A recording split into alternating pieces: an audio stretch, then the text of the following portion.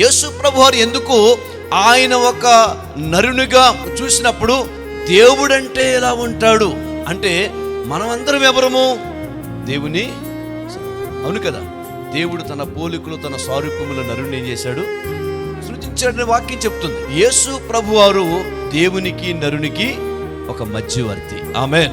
ఎవరైతే ఈ భూమి మీద జన్మతః కర్మతః పాపములో ఉన్నారో ఆ మానవుడు దేవుడు ఎవరో తెలుసుకొని ఒక మధ్యవర్తిగా నా పాపాన్ని తీసివేసి రక్షించడానికి వచ్చాడని తెలుసుకొని యేసు ప్రభు దగ్గరకు వచ్చి ఆయన నా పాపాల నిమిత్తం ఈ సిలువలో చనిపోయి తిరిగి లేచాడు అని ఎవరైతే నమ్ముతారో ఆయన దగ్గరికి వెళ్ళి, నీ రక్తములో నా పాపానికి క్షమాపణ ఉన్నది అని ఒక వ్యక్తి బిలీవ్ చేస్తే, విశ్వాసం ఉంచితే, ఆ ప్రభు దగ్గర ఆ యేసు ప్రభు వారి యొక్క రక్తం ద్వారా మన పాపములు ఏవైతే కడగబడతాయి.